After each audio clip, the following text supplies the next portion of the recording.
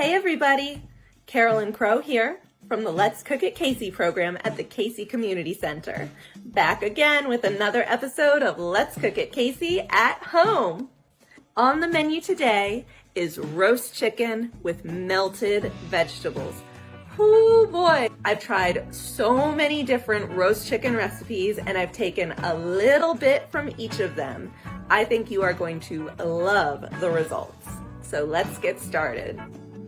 So to get a beautifully roasted, perfectly chickeny chicken, you have a little bit of prep work to do. And it all starts at the grocery store. You want to choose a bird that is pretty small. So this one is about 4.5 pounds and it's the smallest one that I could find at the store that day. About 3 pounds is perfect, I've found. Some of our wonderful smaller grocery stores in the area have chickens from Maryland and Pennsylvania and a little bit closer to home. And of course, if you buy your chicken at the farmer's market, you can talk to the person who raised the chicken and pay them directly, which is a really cool way to get your food. Okay, anyway, I took it out of its packaging yesterday.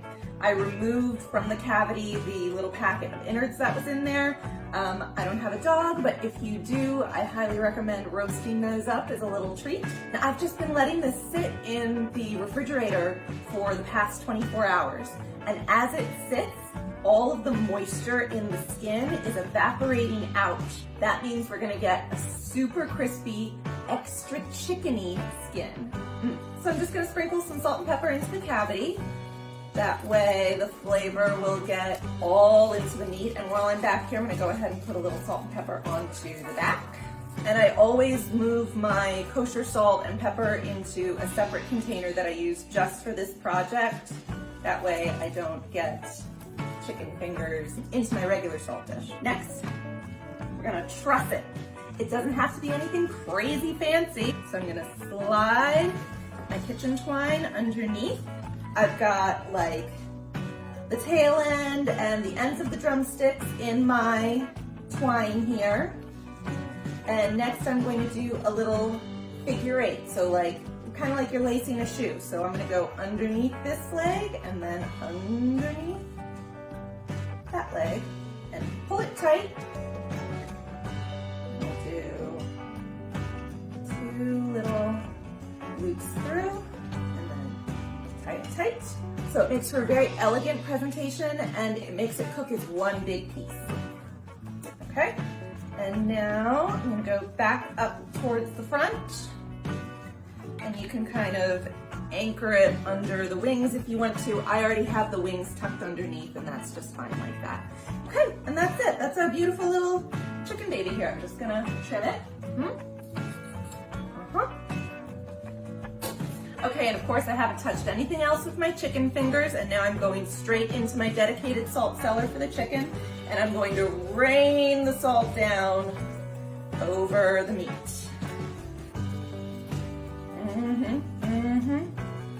So it is very thoroughly salted now. So I'm gonna transfer it to my roasting pan. Get it all on there. I mean, a lot of the salt and pepper is going to come off and it'll go down into the juices. And then later when I toss my carrots and potatoes in there, they will get all of the chicken juices and all of that salt and pepper. It is going to taste so intensely chickeny. And that's the amazing thing that salt does. It just makes things taste more like themselves. It's really cool. Beautiful. Wash my hands. So, do I add lemon to the cavity? No. Do I add a bed of onions under the chicken? No. Oh shoot. You know what I wanted to do? I do actually love doing a bed of cabbage underneath this chicken, and I actually have a head of cabbage in the fridge. Hold the phone, everybody. We're adding cabbage. So this is a trick that I got from Smitten Kitchen. She has a wonderful recipe for schmaltzy cabbage with her roast chicken. This is a perfect size too. So the outer leaves actually look okay. I'm gonna take off this big guy here. And then I'll just cut off the core end. Throw that out. Cut it in half. And now I'm gonna cut out the core. by very carefully just cutting a nice deep V. And the core comes right out. It's just pretty tough. It's not tasty. So let me get my chicken out of here. I'm gonna keep one hand unchickeny, but the other hand will get chickeny. That's okay. Little spritz. All right, so I want like 1-inch slices, nice and thick. And after I have my slices, I just lay them down. And you want to kind of create a mosaic so that it covers all of the area. And then I'll just cut these to fit. If you have like a really big head of cabbage, you can just do half and the other half for something else. But this is going to cook down a lot. I think that might be good, and then I'm going to save this for an Asian stir fry. Yum! Back in business here, I've got my bed of cabbage, and this cute little chicken is just going to lay right on top, and all of the juices, the fat, the salt and pepper, it's all going to come out, and the high heat of the oven is going to caramelize that cabbage like crazy. It's going to be ridiculous. So I'm going to put it into my nice hot oven now, 450 degrees for 30 minutes, and then I'm going to add more veggies. First, I got to wash my hands. All right, here we go. And it's going to start smelling so good in here so soon. Okay, I had a couple of helpers join me. Hello. Hey.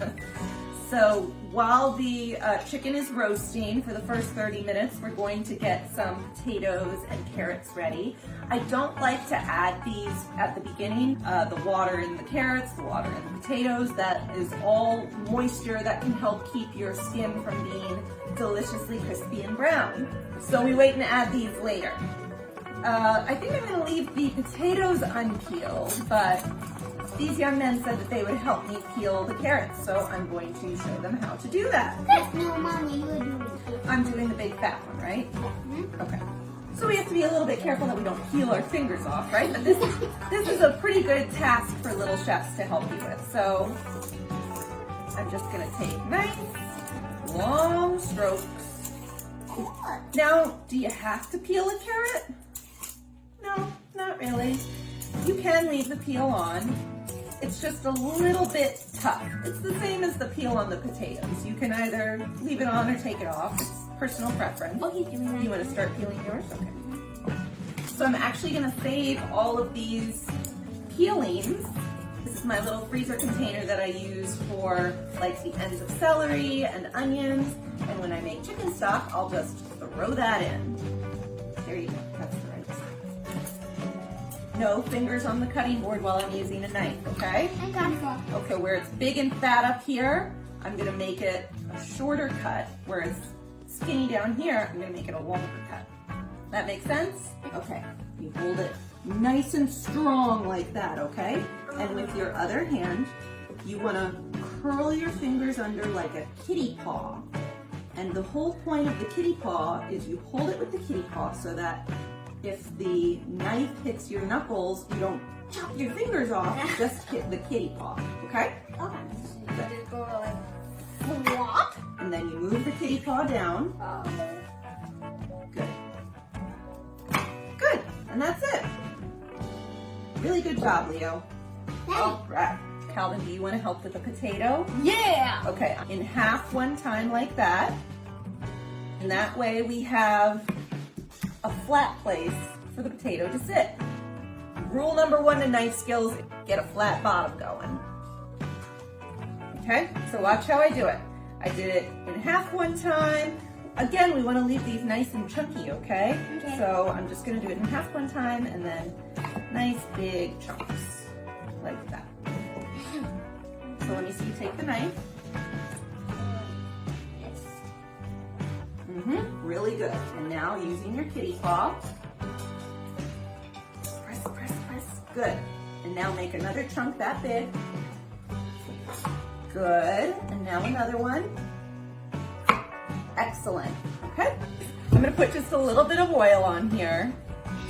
And then my Last little bit of salt and pepper. They're gonna get all coated in chicken fat in there, but I like to start them off with just a little bit of oil just to make sure that they get fully coated in fat. Come back. Well, come back. Okay, so my chicken has been in for 30 minutes. Can you hear it crackling? It's ready for me to add the carrots and potatoes now. Oh yeah, you can see some of that fat is coming out. The cabbage is starting to brown. I'm just gonna add my carrots and potatoes all around the edges. It's getting cool. So at that high heat, these carrots are gonna get super soft and a little bit caramelized. I like to think of them as melted carrots because they just absolutely melt in your mouth. If the skin starts to get too brown or if you have too much smoking, you can turn down the heat to 425. But see, just came up to temperature again. You want to keep that nice hot oven. Oh yeah. It takes about 15 to 20 minutes per pound. So again, it helps to know the size of the bird that you're working with, and smaller is better. So I'm gonna check that again in like another 25 minutes or so. Chicken! So the chicken has been cooking for about an hour, and it had those veggies in there getting all melted for about 30 minutes. So you're looking for an internal temperature of 165. You want to check where the thickest part of the thigh is. And you're looking for 165, and yep, we're at 173. Also, if you don't have a thermometer like this, just sort of press it lightly, and if the juices don't have any rosy pink color in them, that means it's done. So I'm going to use a very high-tech tool to get my chicken out of the pan. It's called a large wooden spoon. Just going to let it rest here on this plate for a while. This is my bed of cabbage. Look under here at all of this deep caramelization. Now, if you don't want to have your veggies in the pan like this, you would just have some gorgeous pan drippings on the bottom of your pan, and then you could turn that into a delicious gravy or pan sauce. But I like to do it like this because we get like a one-pot meal going. Look at that caramelization. That's ridiculous. My potatoes and carrots are still a little bit firm, so I'm actually gonna put this back into the oven. The chicken needs about 15 minutes to rest, so that'll be just enough time for the veggies to finish cooking through. Back into the oven. So let's take a look at this beautiful bird, shall we? Shall we? Of course we shall. Look at that gorgeous crust of salt and pepper on top, and you can see the juices are running nice and clear. Also, their throat tied around their back. What are the nice tender spots called again? The nice tender spots are called the oysters. Ooh, are there any oysters in this one? There are, but we have to let it rest for about 15 minutes before we go find them. So we'll be back in 15 minutes to carve. Okay, so our chicken and melted vegetables are looking lovely. I don't really have a super great way to carve it. Here's what I think you're supposed to do. You go ahead and cut the wings off. You yank and cut. Yank and cut is the way to do it. Okay, now I'm going to take off the drumstick.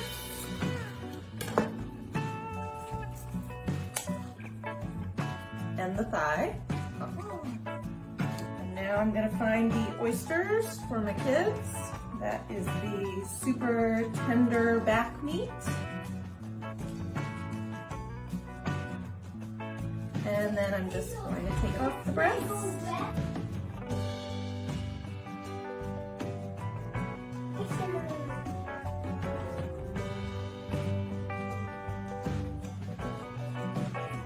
So that's how you make a delicious, perfectly chickeny roast chicken with melted vegetables. It smells so good, and the vegetables are just melting into this chicken fat.